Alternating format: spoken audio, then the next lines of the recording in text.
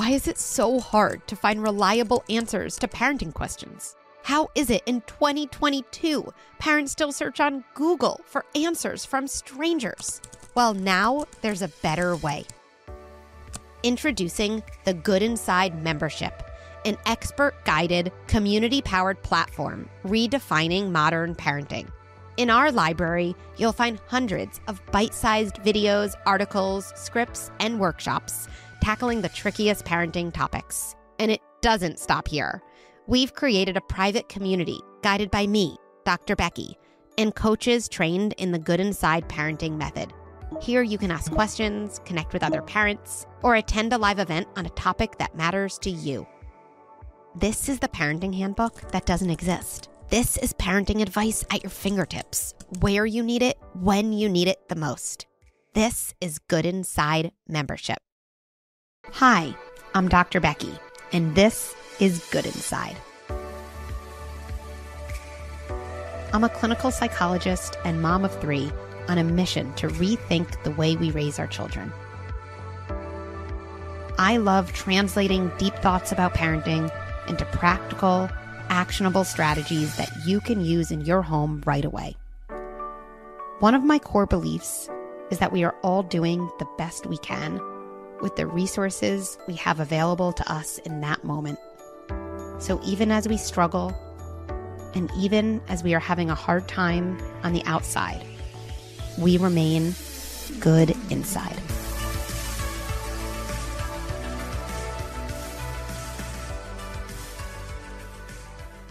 Today, we're going to be talking about some really common and tricky moments in parenting. The moments where you ask your child to do something seemingly simple, and you're greeted with a, no, I'm not doing that. Or a flat no. Or the no where a child isn't saying no, but they're just ignoring what you're asking for. We're going to be going over what you can do in these moments and what you can do outside these moments so you have fewer of them in the first place.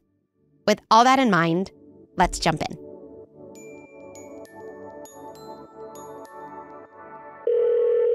Let's hear from our first caller, Trevor.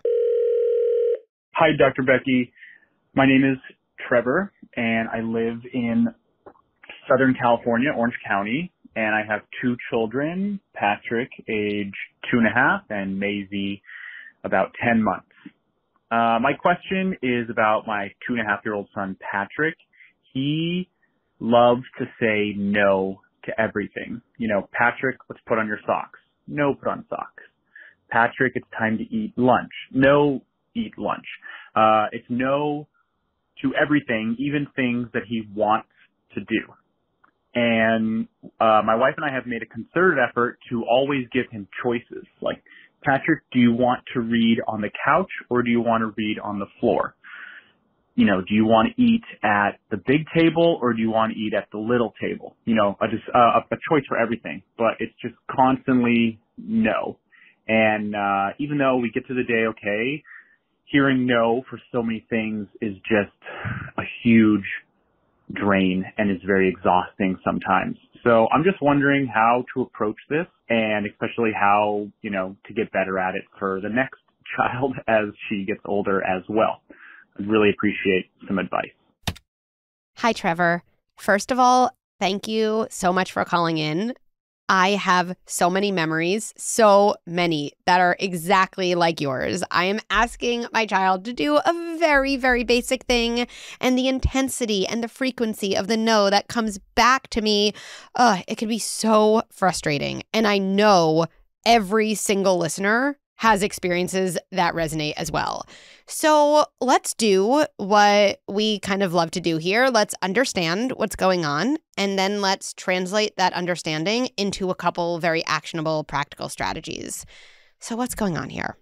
I really believe that no allows us kind of self-definition, right? If we go back to our adolescence, I think we can all remember that we never know kind of that we are really our own person as much as when we're saying no to somebody else, right? When you're a teenager and your parents tell you what time to be home and you're even thinking in your head, nope, not going to do that. Well, what you're really saying to yourself is, I am my own person.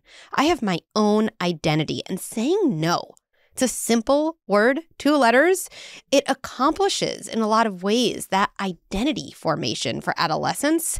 And identity formation in toddlerhood is also really core to that developmental stage. Your son is trying to figure out who he is in relation to you and as separate from you. And playing around with the word no is totally appropriate because we want our kids to figure out who they are as a separate person. But I promise, Trevor, that's not all I have for you, because I know as a parent also we need strategies to actually get through those moments. So what do we do? Let's go over some things you can do in the moment and some things you can do outside the moment to really help Patrick both feel like his own person and be a little bit more cooperative. First strategy in the moment: allow the no. Replace reacting with counting to 10 and taking a deep breath, right? So you say, Patrick, time to go. Let's put on your socks. No, I'm not putting on my socks. 1, 2, 3. You hear how long it takes me to get to 3. Imagine actually doing that until you count to 10. Why? Because our natural reaction is to react and actually add resistance. So if you're like me, if you don't pause, you're going to say this: just put on your socks. Come on, put on your socks. You're the one who wants to go to soccer class. You know we have to get to school, whatever you're doing. And you can see, going back to that understanding, if the no represents my child kind of feeling like their own person, then my reacting with control, you have to do this, you need to do this, it's only going to make my child more likely to continue giving me those no's. So instead of reacting, pause, count to 10. Now, this isn't magic. It doesn't mean after 10 your child's going to be putting their socks on, but actually I've watched in my own home how many times that pause gives my child the space they need to realize maybe I also have the desire to put on my socks and get out the door.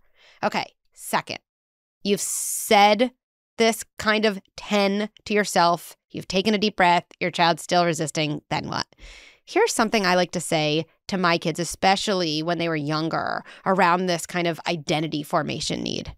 Wow, Patrick, you really are your own person. Wow, I asked you to put on your socks. You said no. I think you're telling me you really like to be in control of your own decisions.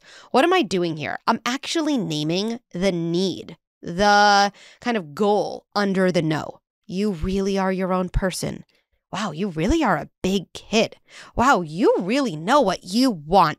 Those words actually help your child feel seen. And we all know when we feel seen, we're more likely to cooperate. What else can you do in that moment? Add fun, but add fun in a way that still allows your child to feel like their own person, because that's what they're going for in the first place. So your child's now said no to doing their bath. After I've counted, after I've named they really want to be their own person, I might say something like this: I wonder if there's anyone in this house who can think of the most ridiculous way to get water poured on their body during a bath. Let me think. I wonder if it's going to be me or you, who's going to come up with the funniest idea. Now I'm allowing my child to have an opportunity to think of something funny to cooperate, but to actually think of it themselves, which fulfills that need to be their own person. So let's kind of bring those together. Pause, count to 10, name what your child is looking to hear, and then allow your child to come up with a solution. Now, Trevor, I have to say, these moments, these no moments are so frustrating that me too. Sometimes it's hard to do these things in the moment. I'm kind of reactive. So there's actually so many things we can do outside the moment. And I think you'll hear things that I'm going to share with other callers that will apply. But for now, I would love to know what happens when you try some version of a get your nose out of your body in the morning game. So if my child's in a no stage, I might start the morning like this. I don't know about you, Patrick. I have so many no's in my body. Can you just ask me some questions, right? And maybe my child doesn't even respond. I still would say this: no, no, no, no, no, no, no, no, no, no, no, no, no, no, no, no, no, no, no. Oh, wait, I think I have a few more. No, no, no, no, no. Ooh, okay, I got to bunch them out. Anyway, what do you want for breakfast this morning? What am I doing here? I'm adding playfulness. I'm adding levity. I'm actually introducing the idea that no's can exist between us. I'm not resisting it. I'm actually inviting it. And then I'd allow your child to do the same. Do you have any no's? Do you want me to ask you questions? Hey, Patrick, do you want to go to the moon? Hey, Patrick, do you want to have ice cream for breakfast? Right? Something that it might even be funny to have a no response to. And in doing this, you're really changing your child's relationship with the no and adding so many of those elements that improve cooperation.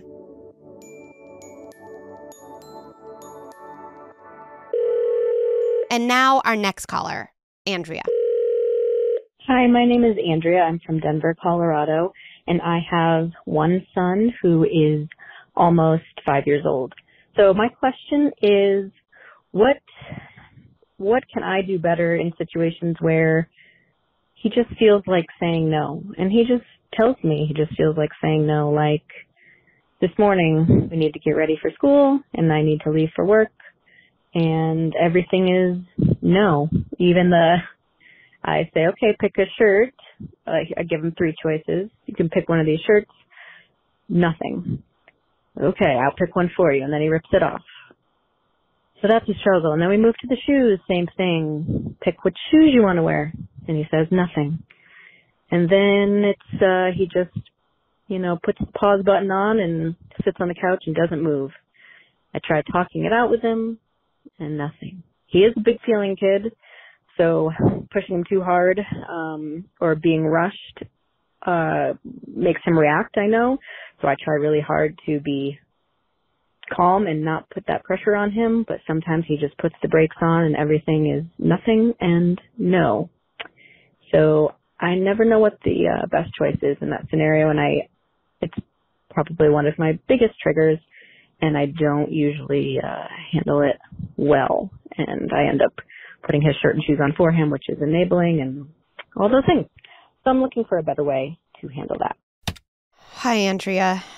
My first reaction is that I really hear your frustration here, and I hear that you want to show up in a different way. And before we jump into any strategies, I'd ask you to just kind of join me and just tell yourself, this is really frustrating. It's really frustrating to try to move the day along. And I'm tired, and it's hard, and I'm a good parent who's going to learn some different things, and I'm trying my best. Okay, what's next? A couple ideas for you. I think so often when we get really frustrated as parents, as just humans, there's probably some expectation that wasn't met. And I think as a parent, we often tell ourselves in the morning, oh, I hope this morning goes better. And it's not like I think we should tell ourselves, oh, I hope this morning's a disaster. But it's important to have reasonable expectations, because then we can deal with the matter at hand instead of having to deal with the matter at hand and our own disappointment. So right now, Andrea, I would imagine your morning, like actually visualize it, right? Get all the details. And then imagine your child saying no. Imagine them saying, no, I'm not getting ready. No, I'm not putting my shirt on. And then see yourself. And actually, in that image, watch yourself take a deep breath. Maybe imagine it's me or it's Trevor right next to you saying, oh, parenting's really hard, right? So we have that validation. Doing that mental prep work and that real kind of imagery work of imagining ourselves in a more grounded way, it actually gives our body kind of a rep and helps us be that parent in the moment. A couple other ideas. See the wish under the no. There's always a wish under a no. Sometimes it's very specific. Sometimes it's kind of grand. I'll give you some examples. Something specific. You wish I would put your clothes on for you, huh? A different wish might be, I bet you wish you were in charge of all your own decisions. I bet you wish you could decide whether you had to change out of pajamas at all. Or when it comes to these no's that are around transitions, I think there's often this wish underneath. I bet you wish you had more time with mommy, huh?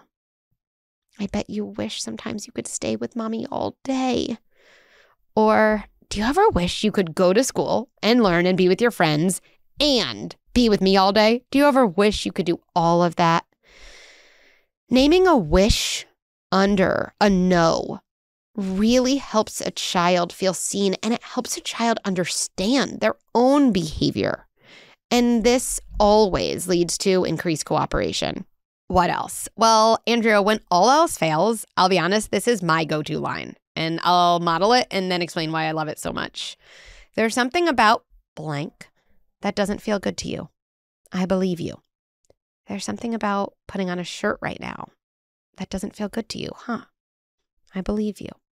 There's something about eating breakfast right now that doesn't feel good to you. I believe you. There's something about getting into the car that doesn't feel good to you. I believe you. Why is this my favorite line? Okay, well, I love that in this line, I don't have to understand anything about why my child's upset. I don't have to understand why they don't want to put on a shirt. I don't have to understand why they don't want to eat breakfast. I don't have to understand why they don't want to be in the car. I don't have to understand any of that. I just have to believe my child's experience. I think a lot of us have an easier time validating a child's experience when we understand it. But I think what's really critical is to consider that validation can come before understanding. And when we validate someone's experience as real, often that's what they're looking for anyway, just to be believed. So that's something I would really have in your back pocket. And if that's something that doesn't come naturally to you, those words, practice it in front of a mirror a few times. Even pause this podcast right after and just say, there's something about this that doesn't feel good to you. I believe you. Let's hear from our final caller, Katie. Hi, Dr. Becky. This is Katie. I live in Atlanta, Georgia. I have a 2-year-old, a little over 2-year-old son, and a 6-month-old daughter. I'm calling just with a question about kind of how you would handle this, or what words you might use around something my son's doing. We've learned a lot about consent, and it's important to us for him to learn about, his own bodily consent as well as others, and treating each other with respect. And so when he hurts us, we often say, like, stop, I don't like that, and make him stop. He has taken this, and we love to see him. Now he's starting to say, stop, I don't like it, which is awesome in certain scenarios. But then he started to do that in things like brushing teeth and taking baths and any of the things that he might not feel like doing in the moment. And so I want to encourage him to continue to set healthy boundaries around what he wants done to his body, like when he and Dad are wrestling or, roughhousing. I guess I need some guidance or some instruction on kind of how to reframe when we're doing things that are healthy for him and necessary for personal hygiene or, doctor's visits or things like that. Are there, certain words or things that might be helpful in those situations to say, you don't like it, but we have to do it anyway, and kind of helping him understand that at his little stage. So thanks so much for your help. I love your podcast. Thank you. Bye. Thank you, Katie. Your calling in reminds me of a question I get often, and honestly, it's often about toothbrushing. It's something like this. How do I get my child to brush their teeth without giving me a hard time? And if they are giving me a hard time, do I pin them down on the ground and brush their teeth? Do I let them go a few nights without brushing? What do I do? Okay, I want to take this question and zoom out, and then Katie will zoom back into all of the questions you raised because it's all related. Here's the big idea. I think when we don't have a good answer to our question, we're asking the wrong question. We can't ask the question, how do I get my child to brush their teeth? Even the question, do I pin them down or let them go without brushing? I know for me, my first reaction is, I don't like either of those answers. That means I must have to ask a different question. So let me try to formulate this differently. In terms of toothbrushing, and it can be the same with so many of these other areas where we don't want to force our kids to do things, I think the question we have to ask instead of how do I get my child to brush their teeth or take a bath is, what is my child's resistance a sign of? And how can I lower my child's resistance outside of those moments so that when the moment comes, there's not as much of a power struggle? Kids who get into huge battles about brushing their teeth, that moment's too hot. We need to think about what we can do outside of the moment to change what's happening so our child can show up differently in that moment. Now we have good options. So let's go over some of these outside of the moment strategies. What do we know? Kids like to feel in charge, and kids so often feel so done to, so controlled. We need to give kids more opportunity to really feel in charge, because then when we ask them to do things, they're going to be more likely to cooperate, not because they want to brush their teeth, but because now toothbrushing isn't a way to define their own separate identity. So it's just not as heated. My favorite game, the You're in Charge game. I hope every single person listening to this podcast does this today. I think we will all have a more peaceful few days in our home. Say something like this to your child. You know what I've been thinking about? It can be kind of annoying to be a kid sometimes, right? Am I always asking you to do things? Oh, go get dressed, come for breakfast, clear your plate, put on your shoes. Oh, so many things that I'm in charge of. How about we play the You're in Charge game? And your child will say, what's the You're in Charge game? Well, for 5 minutes, you get to tell me to do anything. Because sometimes kids should know what it feels like to be in charge, and sometimes adults should know what it feels like to be asked to do things you don't want to do.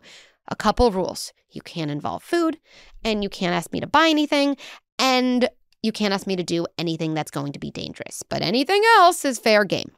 Now, your child might need you to kind of lead them there, right? And remember, they're just looking for that feeling of being in charge. So you can lead them to somewhere silly, like, oh, I hope you don't ask me to walk backwards everywhere. I really hope you don't ask me to do a really ridiculous dance. If your kids are like my kids, you're going to say to them, please don't ask me to do blank. They're going to ask you to do blank. And then you can act it out. No, I don't want to do that. I really don't. Okay, I guess you're in charge. I guess I'll walk backward. And then if it's me, I might, right, kind of bump into the door and say, oh no, I might fall down. Oh my goodness, right? And we're really doing this role reversal. You know that hours later when you talk about bath time or toothbrushing time, things have changed between you. You've built up this connection capital that you can then draw down on in the moment of your request. What's another outside the moment kind of strategy? Stories about being a kid, right? So randomly over lunch, I might say to my child on a weekend, you know what I'm thinking about? When I was your age, I hated when my parents told me it was bath time. I didn't always want to do bath. I didn't want to do bath at all. And I remember my parents sometimes skipped a shower, or they did it when they wanted, and kids didn't get to do that. Oh, that was so annoying. Just joining your child in the frustration of being a child helps reduce resistance because a child feels understood. Okay, what about in the moment? Well, there are things sometimes our kids have to do, even when they're screaming, I don't want to do this. The things that come to mind for me are less about hygiene, because those I think about really lowering the resistance for outside the moment. But I'm thinking of buckling a child in a car seat. I'm thinking about going to the doctor for a checkup, things like that. All of those things, I really believe you can lower resistance through play, through preparation, through these games. Having said that, I'm a realist. Sometimes you get into the car, you've done all the prep, and still your child's saying, I don't like it. It's my body. You can't buckle me into the car. What's a parent to do who's trying to build circuitry for consent? Well, we can still know our role and validate our child's experience. And I think words like this help in all those situations. As your parent, it's my number one job to keep you safe. And right now, safety means blank. And right now, safety means buckling you into the car. And right now, safety means bringing you to the doctor for your checkup. And then add a line like this. And I believe you. I believe you that you're not liking this.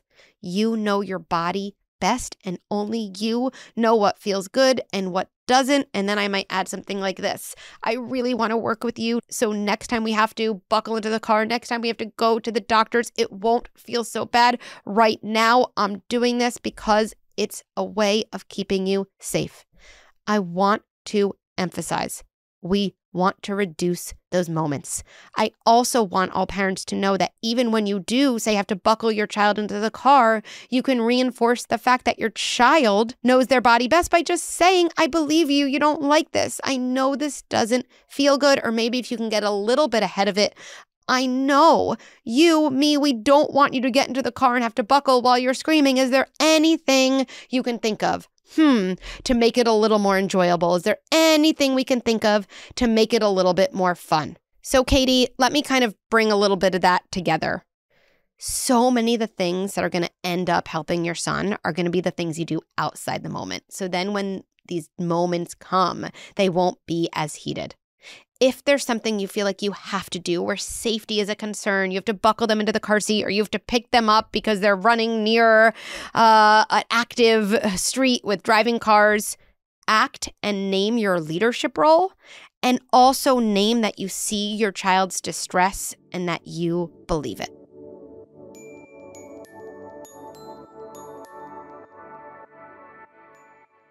Thank you, Trevor, Andrea, and Katie, for calling in and sharing such real moments from your home, moments that have happened in my home, and I'm pretty sure homes across the whole world. Let's tie this together with 3 main takeaways. 1, when kids say no, no, no, no, over and over, they're looking for separation and a sense of control. 2, I believe you. These words honor your child's sense of themselves. They give them separate identity. Use these words to validate what's happening for your child. 3, there's so much we can do outside the moment to improve cooperation in the moment. Remember to replace that question, how can I get my child to do blank? Why is my child so resistant about blank? With what's going on for my child that leads to them appearing resistant?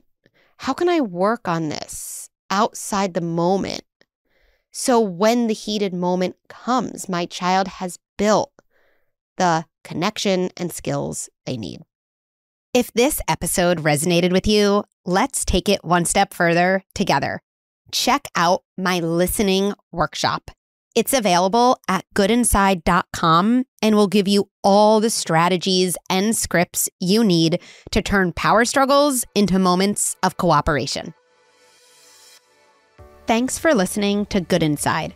I love co-creating episodes with you based on the real-life tricky situations in your family. To share what's happening in your home, you can call 646-598-2543 or email a voice note to goodinsidepodcast@gmail.com. There are so many more strategies and tips I want to share with you. Head to goodinside.com and sign up for Good Insider, my free weekly email with scripts and strategies delivered right to your inbox. And follow me on Instagram and Facebook at Dr. Becky at Good Inside for a daily dose of parenting and self-care ideas. Good Inside with Dr. Becky is produced by Beth Rowe and Marie Cecile Anderson and executive produced by Erica Belsky and me, Dr. Becky. If you enjoyed this episode, please take a moment to rate and review it, or share this episode with a friend or family member as a way to start an important conversation.